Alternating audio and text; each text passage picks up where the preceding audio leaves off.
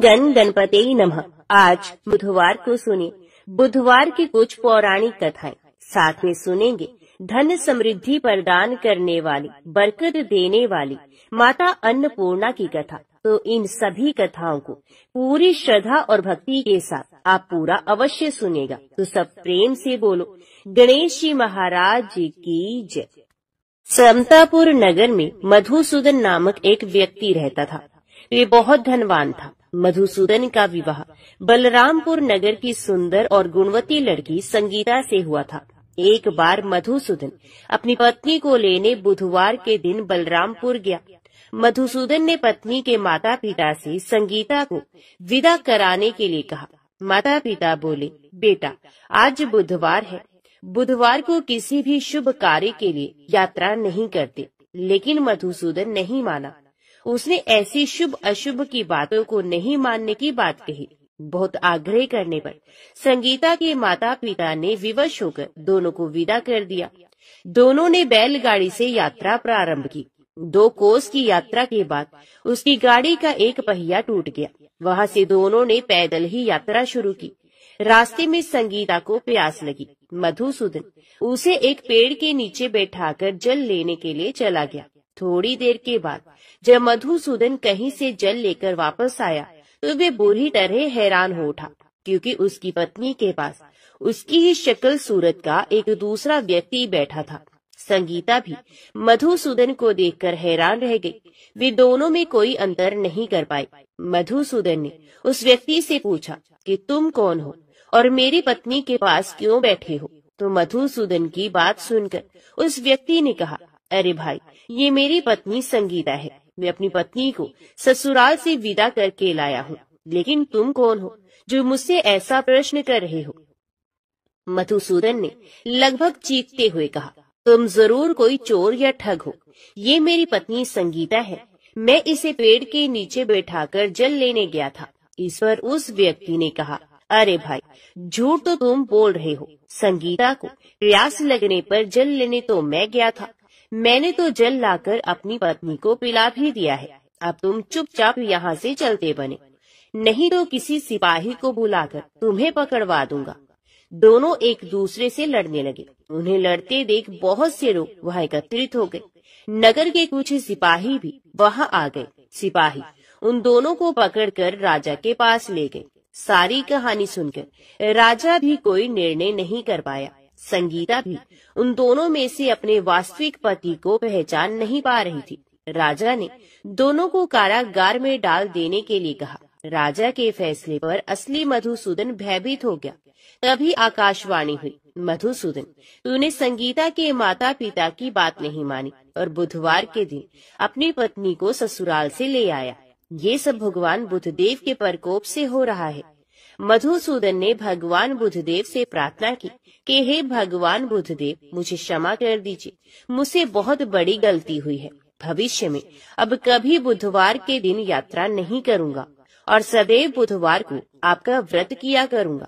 मधुसूदन के प्रार्थना करने से भगवान बुधदेव ने उसे क्षमा कर दिया। तभी दूसरा व्यक्ति राजा के सामने से गायब हो गया। राजा और दूसरे लोग इस चमत्कार को देखकर हैरान हो गए। भगवान बुधदेव की इस अनुकंपा से राजा ने मधुसूदन और उसकी पत्नी को सम्मान पूर्वक विदा किया। कुछ दूर चलने पर रास्ते में उन्हें बैलगाड़ी मिल गई। बैलगाड़ी का टूटा हुआ पहिया भी जुड़ा हुआ था। दोनों उसमें बैठकर समतापुर की ओर चल दिए। मधुसूदन और उसकी पत्नी संगीता दोनों बुधवार को व्रत करते हुए आनंद पूर्वक जीवन यापन करने लगे। भगवान बुधदेव की अनुकंपा से उनके घर में धन संपत्ति की वर्षा होने लगी। जल्दी ही उनके जीवन में खुशियां ही खुशियां भर गई। बुधवार का व्रत करने से स्त्री पुरुषों के जीवन में सभी मंगल कामनाएं पूरी होती हैं और व्रत करने वाले को बुधवार के दिन किसी आवश्यक काम से यात्रा करने पर कोई कष्ट भी नहीं होता। तो प्रेम से बोलो गणपति भगवान की जय। बहुत समय पहले की बात है। एक गांव में एक भाई और बहन रहते थे। भाई बहुत गरीब था और उसकी बहन पैसे वाली थी। जब बहन की ननद का विवाह था तब बहन ने ना तो अपने भाई को विवाह में आने का निमंत्रण दिया और ना ही कोई चिट्ठी भेजी। भाई को बाहर वालों से पता चला कि उसकी बहन की ननद का विवाह है। भाई ने अपने गांव वालों को बताया। तब गांव वालों ने अपनी बहन से चुनरी, बिछिया और साड़ी जैसा जिनसे जो बन पड़ा कन्या के लिए दे दिया। भाई सारा सामान लेकर बहन के गांव पहुंचा। बहन के घर जाने पर बहन की देवरानी बोली, भाभी जी आपके भाई आए हैं। तो बहन ने पूछा, कैसे आए हैं और क्या पहना है? तब देवरानी ने कहा, पैदल आए हैं और फटी पगड़ी फटी धोती पहने हैं। तो बहन बोली, मेरे ससुर हवेली के सामने दुकान में बैठे हैं, मुझे शर्म आती है। भाई को बोलो पीछे के दरवाजे से आए। भाई के आते ही बहन ने भाई को एक कमरे में बंद कर बाहर से ताला लगा दिया। एक तरफ लड़की का विवाह हो रहा था, गाजे बाजे बज रहे थे, अतिथियों को भोजन कराया जा रहा था और दूसरी तरफ भाई को कोई भी पानी तक पूछने वाला नहीं था। तभी भांजे की बहू को दया आई और उसने दरवाजा खोल दिया।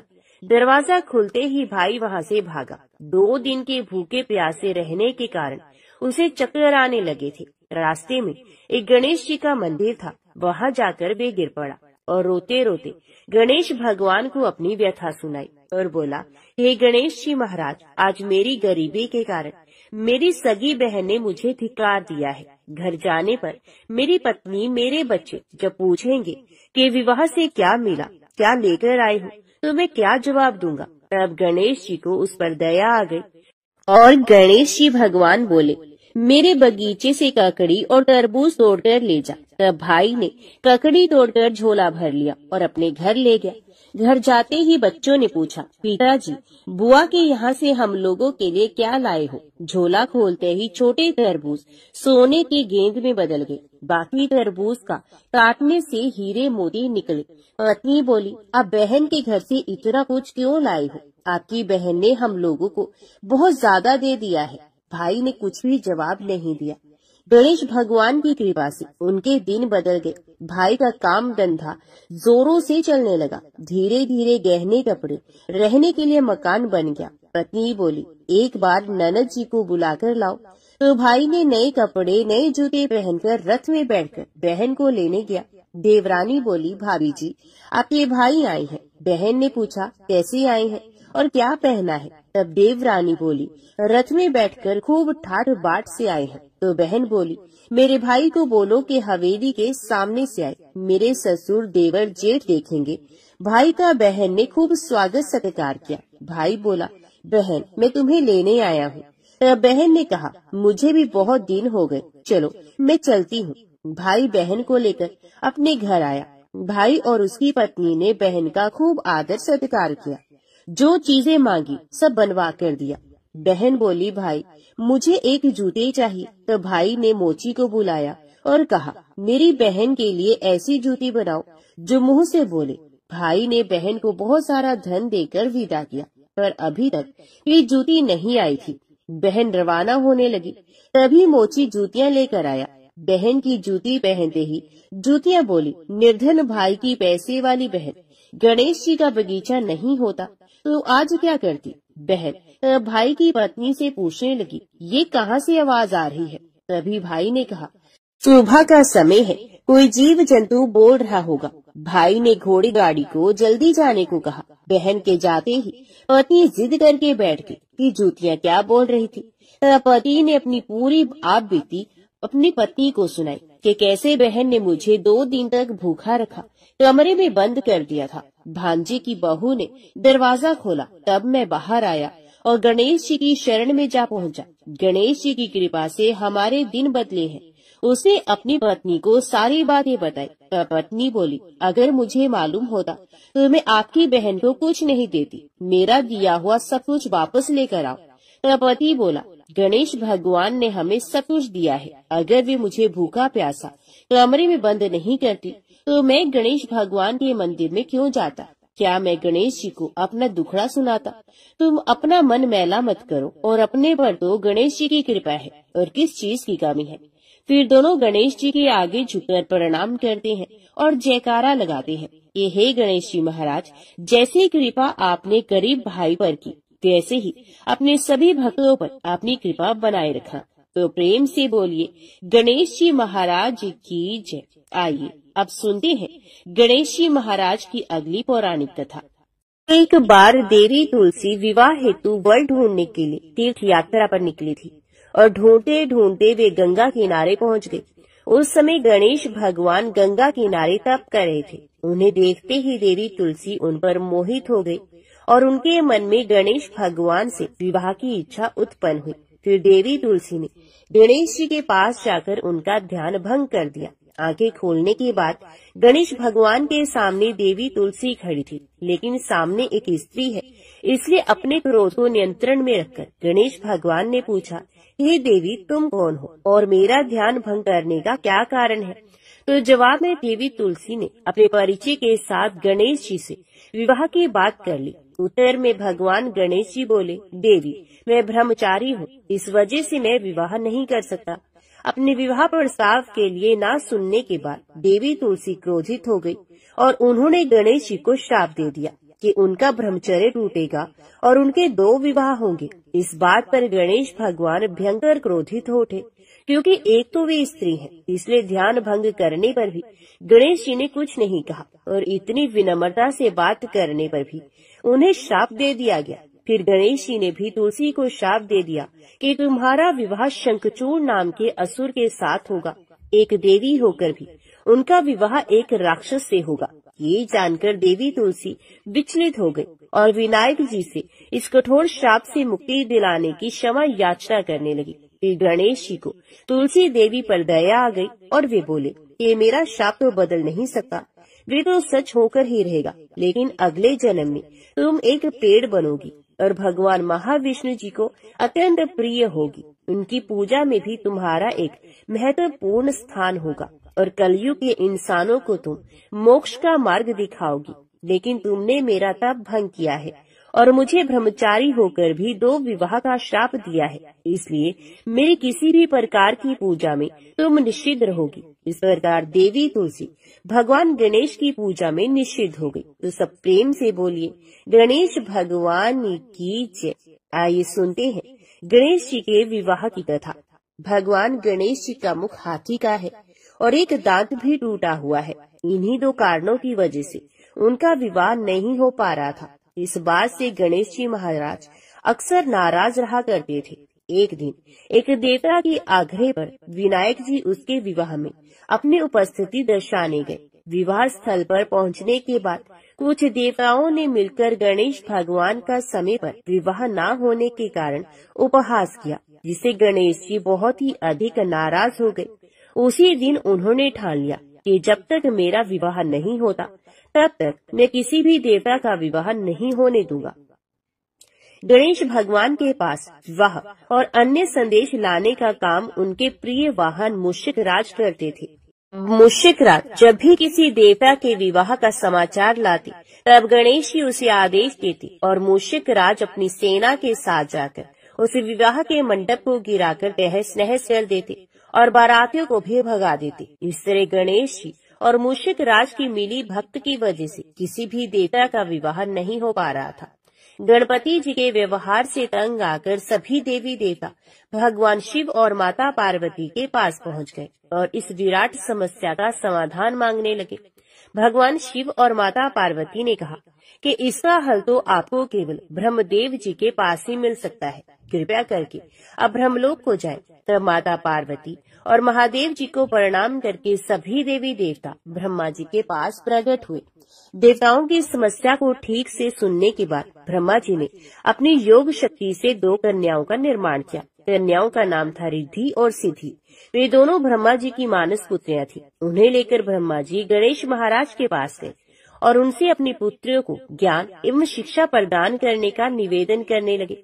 ब्रह्मा जी का मान रखने के लिए एक दंत भगवान ने रिद्धि और सिद्धि को शिक्षा देना आरंभ किया और फिर उस दिन के बाद जब भी मूषिक राज किसी विवाह की खबर लेकर आते हैं, उस वक्त रिद्धि और सिद्धि गणेश जी को अपनी बातों में उलझाकर रखती हैं। इस तरह गणेश जी का ध्यान किसी और विषय पर रहता और दूसरी तरफ देवताओं का विवाह संपन्न हो जाता।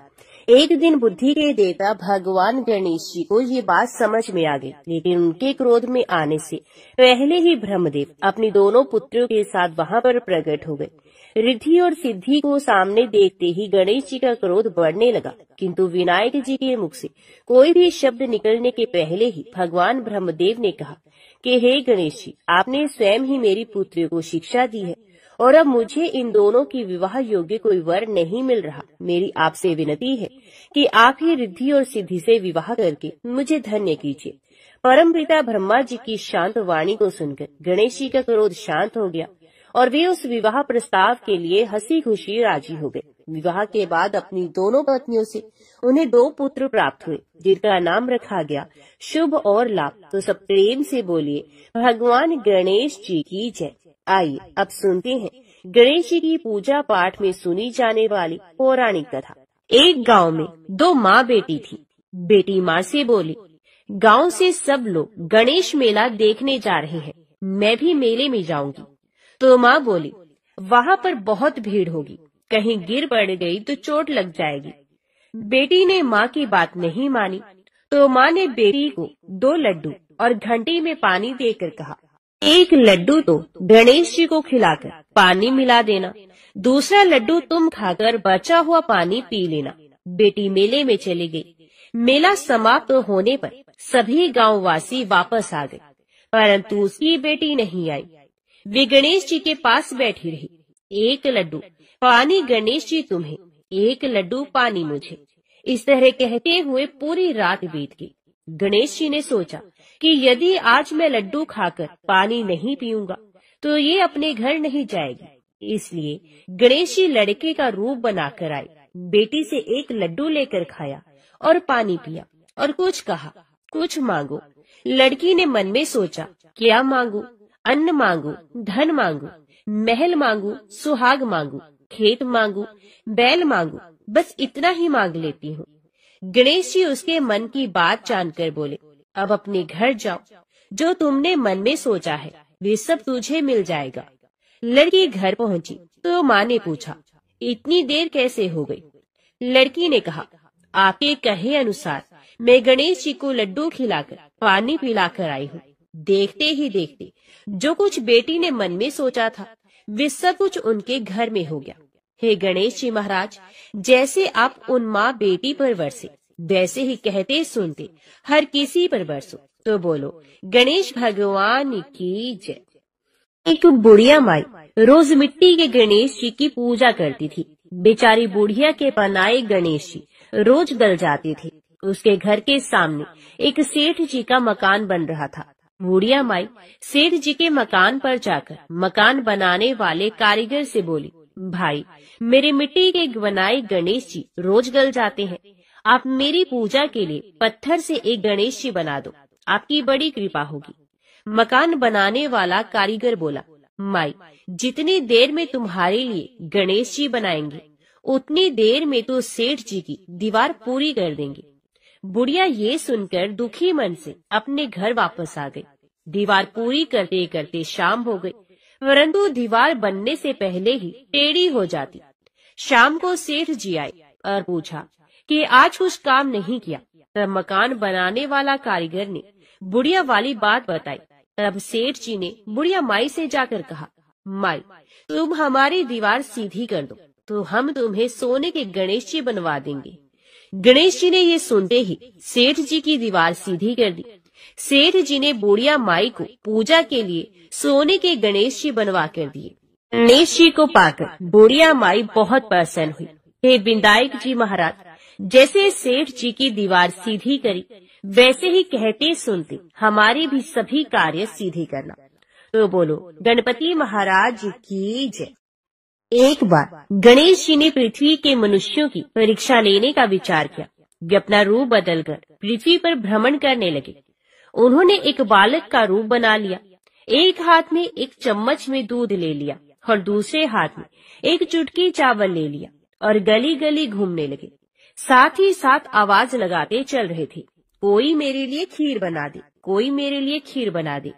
कोई भी उन पर ध्यान नहीं दे रहा था, बल्कि लोग उन पर हंस रहे थे।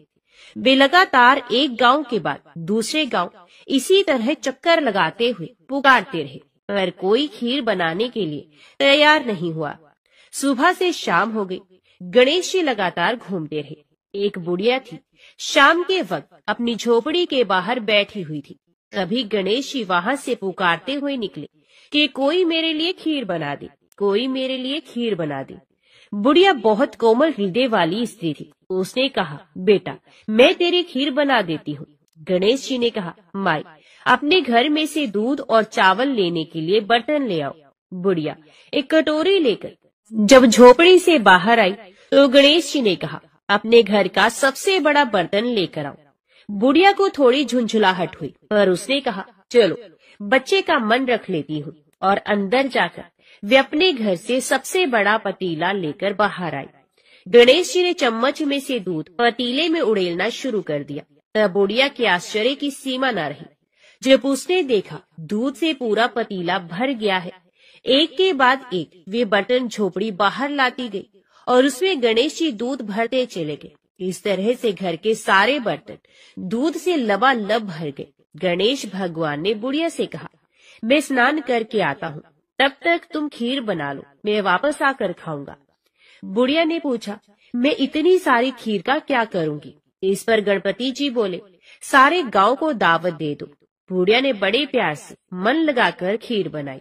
खीर की भीनी भीनी मीठी मीठी खुशबू चारों दिशाओं में फैल गई। खीर बनाने के बाद वे घर घर में जाकर खीर खाने का न्योता देने लगी। लोग उस पर हंस रहे थे। बुढ़िया के घर में खाने को दाना नहीं और ये सारे गांव को खीर खाने की दावत दे रही है। लोगों को कौतूहल हुआ और खीर की खुशबू से लोग खींचे चले आए। सारा गांव बुढ़िया के घर इकट्ठा हो गया। जब बुढ़िया के बहू को दावत की बात मालूम हुई तब वे सबसे पहले वहां पहुंच गई। उसने खीर से भरे पतीलों को जब देखा तो उसके मुंह में भी पानी आ गया।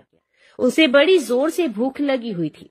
उसने एक कटोरी में खीर निकाली और दरवाजे के पीछे बैठकर खाने की तैयारी करने लगी। इसी बीच एक छींटा गिर गया और गणपति जी को भोग लग गया और वो प्रसन्न हो गए। अब पूरे गांव को खाने की दावत देकर बुढ़िया वापस अपने घर आई तो उसने देखा बालक वापस आ गया था। बुढ़िया ने कहा, बेटा खीर तैयार है, भोग लगा लो। गणपति जी बोले, माँ भोग तो लग चुका है, मेरा पेट पूरी तरह से भर गया है, मैं तृप्त हूँ, अब तू खा, अपने परिवार और गांव वालों को भी खिला। बुढ़िया ने कहा, ये तो बहुत ज्यादा है, सबका पेट भर जाएगा, इसके बाद भी ये बच जाएगी, उस बची खीर का मैं क्या करूँगी? इस पर गणेश जी बोले, उस बची खीर को रात में अपने घर के चारों कोनों में रख देना। और बुढ़िया ने ऐसा ही किया। अब सारा गांव जी भर कर खा चुका, तब भी ढेर सारी खीर बच गई। उसने उसके पात्रों को अपने घर के चारों तरफ रख दिया। सुबह उठकर उसने क्या देखा? पतीलों में खीर के स्थान पर हीरे, जवाहरात और मोती भरे पड़े हैं। वे बहुत खुश हुई। उसकी सारी दरिद्रता दूर हो गई और वे आराम से रहने लगे। उसने गणपति जी का एक भव्य मंदिर बनवाया और साथ में एक बड़ा सा तालाब भी खुदवाया। इस तरह उसका नाम दूर दूर तक प्रसिद्ध हो गया। उस जगह वार्षिक मेले लगने लगे। लोग गणेश जी की कृपा प्राप्त करने के लिए उस स्थान पर पूजा करने और मान्यताएं मनाने के लिए आने लगे। गणेश जी सबकी मनोकामनाएं पूरी करने लगे। सब प्रेम से बोलो, गणपति भगवान की जय। आइए सुनते हैं अन्न धन बरकत देने वाली देवी अन्नपूर्णा की कथा। एक समय की बात है, काशी निवासी धनंजय की पत्नी का नाम सुलक्षणा था। उसे अन्य सब सुख प्राप्त थे, केवल निर्धनता ही उसके दुख का कारण था। ये दुख उसे हर समय सताता रहता था। एक दिन सुलक्षणा अपने पति से बोलती है, स्वामी आप कुछ उद्यम करो तो काम चले, इस प्रकार कब तक काम चलेगा? सुलक्षणा की बात धनंजय के मन में बैठ गई और वह उसी दिन विश्वनाथ शंकर जी को प्रसन्न करने के लिए बैठ गया और कहने लगा, हे देवाधिदेव विश्वेश्वर, मुझे पूजा पाठ कुछ भी नहीं आता, केवल तुम्हारे भरोसे बैठा हूँ।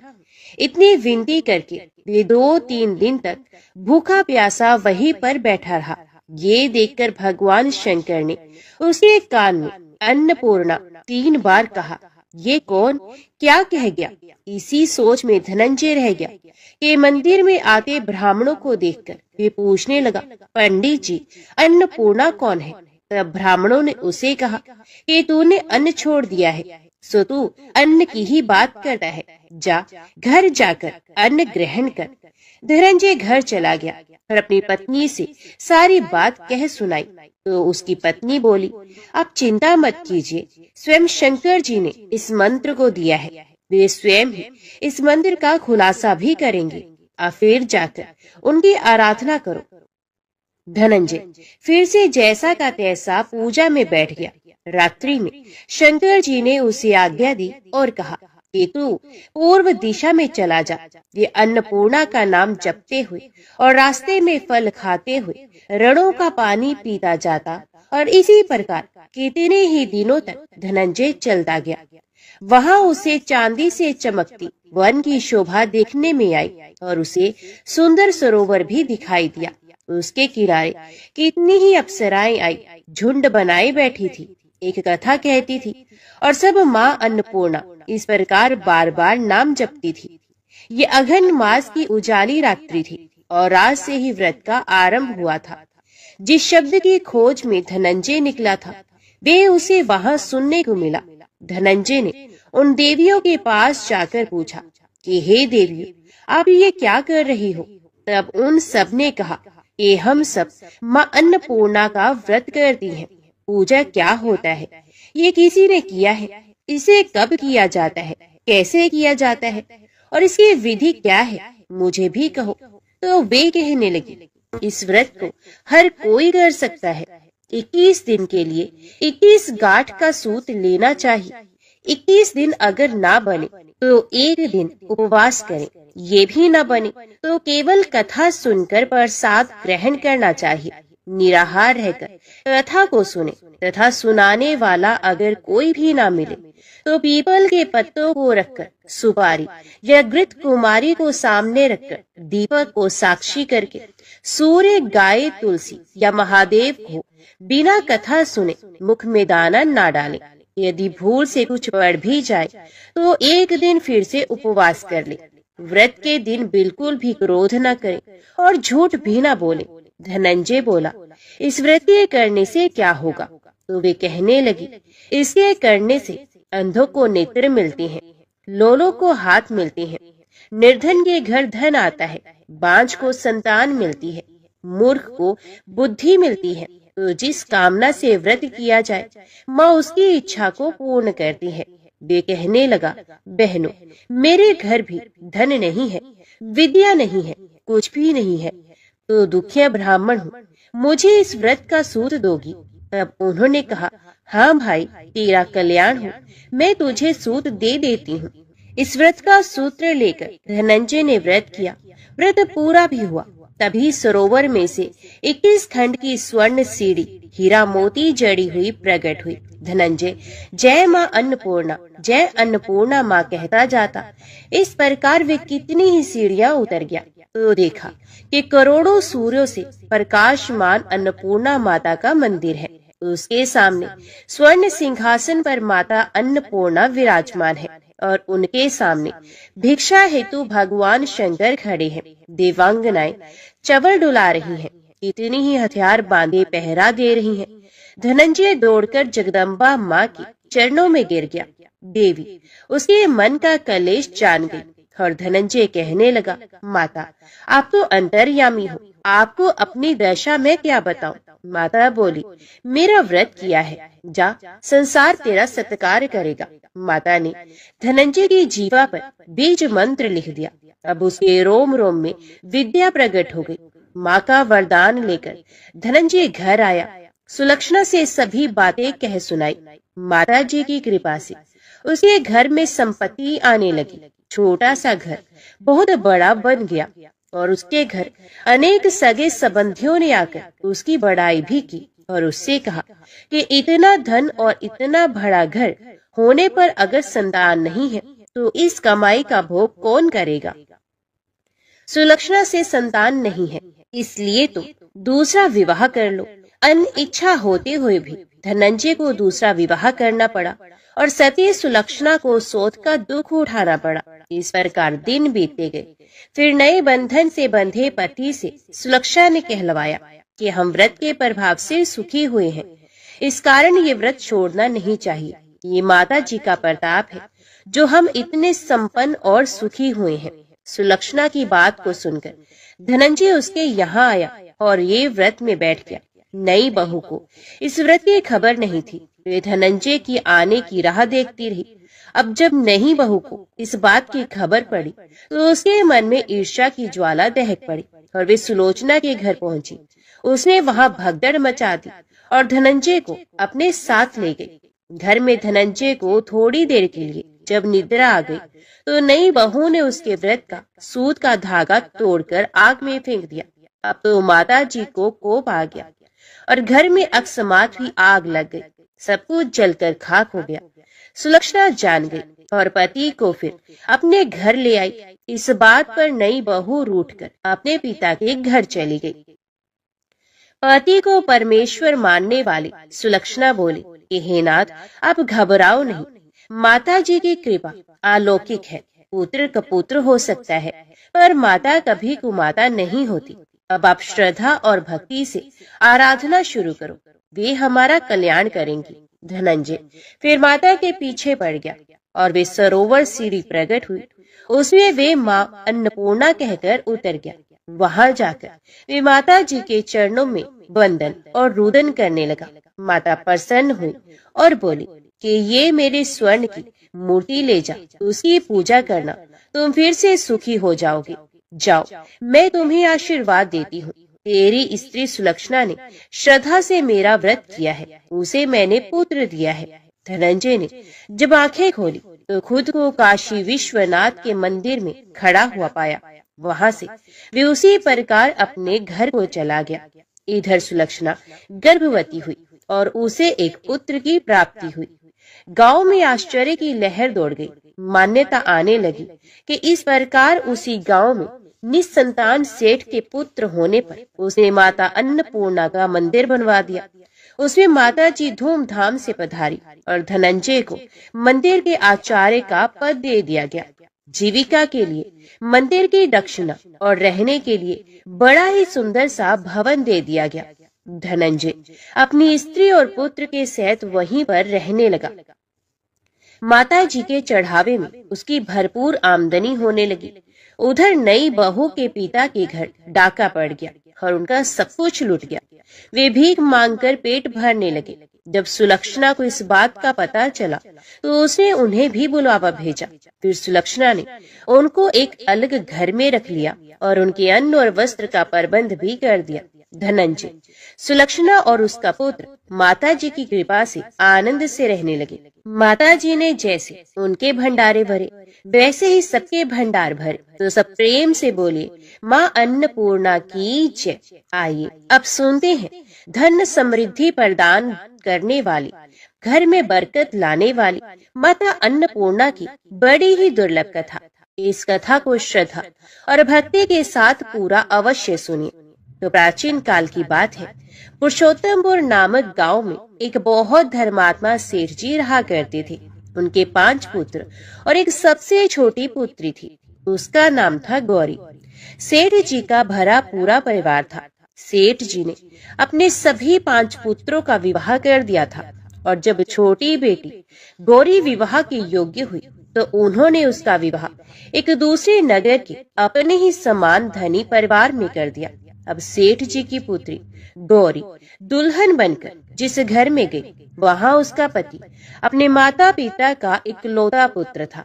अब गौरी बड़ी ही प्रसन्नता पूर्वक अपने ससुराल में रहने लगी। गौरी बड़ी ही सदाचार, गुणवान तथा रूपवती थी। एक दिन की बात है, जब 1.25 महीना हो गया तब सास ने गौरी को रसोई संभालने के लिए दे दिया। रसोई की सारी बातें समझा दी गई। गौरी अपनी सासू माओ के पांव छूकर रसोई में प्रवेश करती है। तब सास ने कहा, बहू रोज सुबह जल्दी उठकर पूजा पाठ करके रसोई में प्रवेश करना, फिर खाना बनाना। रोटी बनाते समय मैं पहली रोटी गाय को और अंतिम रोटी कुत्ते की बनाती हूँ, मत भूलना। इस प्रकार सास ने गौरी को सब कुछ समझा दिया। गौरी 4 लोगों के लिए खाना बनाती है और खाना बनाकर अपने पूरे परिवार को खिलाती है। जब अंत में खुद खाने के लिए बैठती है तब वे देखती है कि उसके लिए तो रोटी बची ही नहीं। वे चावल, दाल और सब्जी खाकर पानी पी लेती है। अब जब शाम होती है तब गौरी ने सुबह से ज्यादा आटा लगाया और रोटी सब्जी बनाकर रख दी। जब रात्रि में सब लोग खा लेते हैं तो फिर से जब गौरी खाने के लिए बैठी, रोटी का डब्बा खोलती है तो उसमें एक भी रोटी नहीं थी। ये देखकर उसे बड़ा ही आश्चर्य होता है कि उसने तो सुबह से भी ज्यादा आटा लगाया था, लेकिन रोटियां बची ही नहीं। अब वे सिर्फ सब्जी खाकर पानी पीकर सो जाती है। अगले दिन फिर उसे कल से 2 गुना ज्यादा आटा लगाया और रोटियां बनाई, लेकिन फिर से उसे रोटी नहीं मिली। सभी रोटियां खत्म हो गई थी। अब उस दिन भी आधे पेट खाना खाकर ही उसे रहना पड़ा। इसी प्रकार गौरी चाहे जितना भी आटा लगाती, रोटियां उसे मिलती ही नहीं। ये हर रोज का काम हो गया था और वे सोचने लगी, आखिर कौन नहीं चाहता कि मैं रोटियां ना खाऊं और मैं पेट ना भरूं। गौरी इस आस में आटा ज्यादा लगाती कि किसी न किसी दिन तो उसे रोटियां अवश्य मिलेंगी, किंतु ऐसा हुआ ही नहीं। ऐसा करते करते ये बहुत कमजोर, दुबली पतली हो गई थी।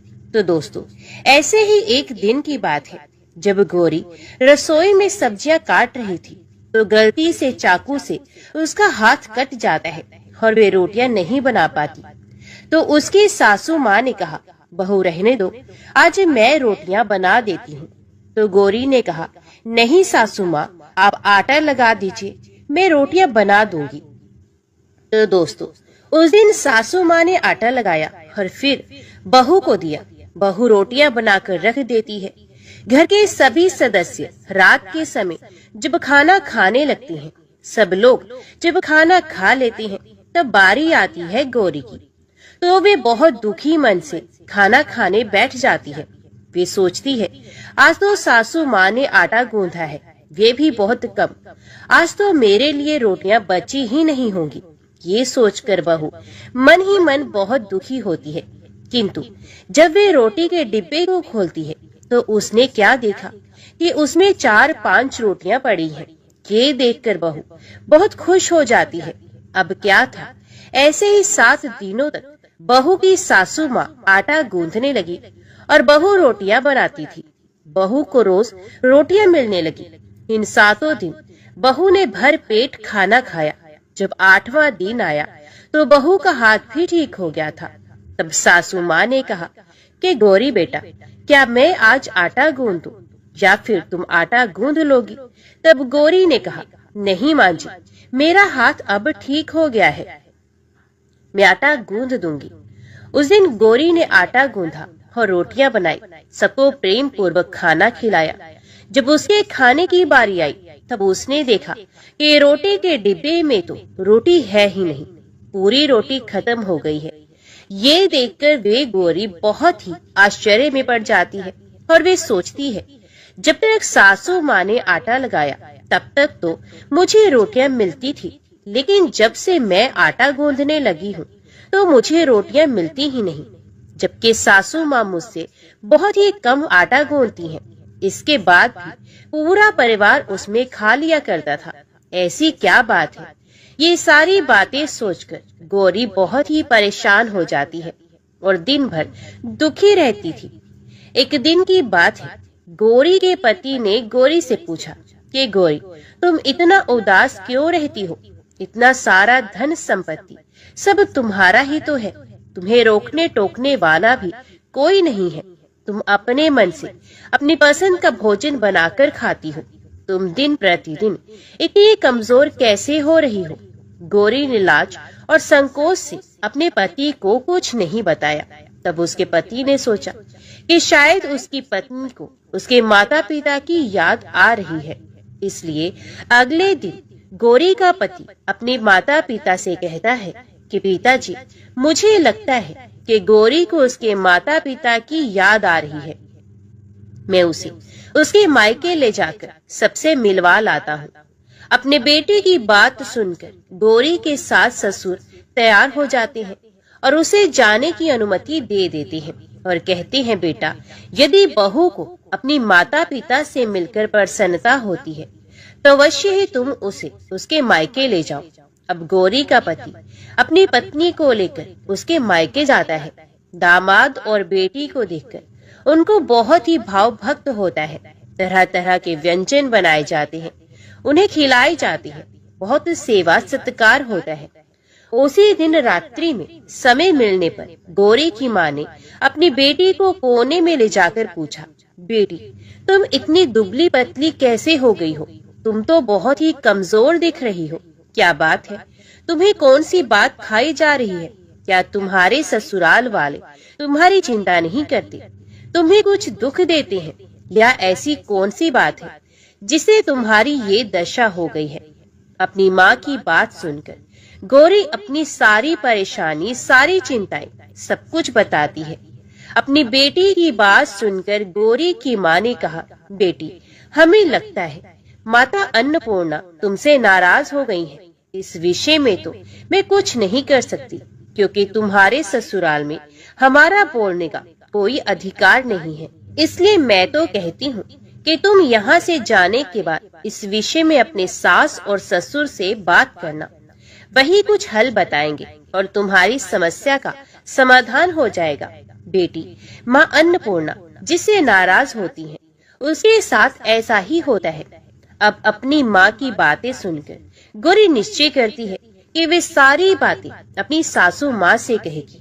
अब जब सुबह का समय होता है तो गौरी अपने माता पिता से विदाई लेकर अपने ससुराल आ जाती है और ससुराल आने के बाद वे अपने सास ससुर और पति से सारी बातें कह सुनाती है। ये कहती है, माँ जी, जब से मैंने रसोई संभाली है, मैं खाना बनाती हूँ, तब से मुझे एक भी दिन रोटियां नहीं बचती। मैं बिना खाए ही सो जाती हूँ। किसी किसी दिन पानी पीकर ही सो जाती हूँ। किसी किसी दिन चावल सब्जी खाती हूँ, रोटी तो मुझे मिलती ही नहीं। और माँ जी, आपको याद है मेरा हाथ कटा था, तब आप उस समय आटा गूंथा करती थी और वे भी बहुत कम, फिर भी मेरे लिए रोटियां बच जाती थी और मैं भर पेट खाना खाती थी। लेकिन अब जब मेरे हाथ का घाव ठीक हो गया, तब से मैं फिर से आटा गूंथने लगी और रोटियां बनाने लगी। अब मेरे लिए फिर से रोटियां बचती ही नहीं, आधे पेट ही खाना खाती हूँ। अपनी बहू की बातें सुनकर सास को सब कुछ समझ में आ गया। उसने कहा, बहू, ये शायद मेरी ही गलती है। मैंने तुम्हें सब कुछ बताया, सब कुछ सिखाया, लेकिन एक बात तो बताना भूल ही गई।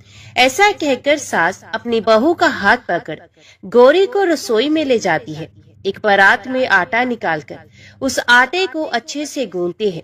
गूंथने के बाद उस गूंधे हुए आटे पर अपनी उंगलियों की 5 छाप लगा देती है और कहती है कि बहू, ये माँ अन्नपूर्णा का छाप होता है, उनका चिन्ह माना जाता है।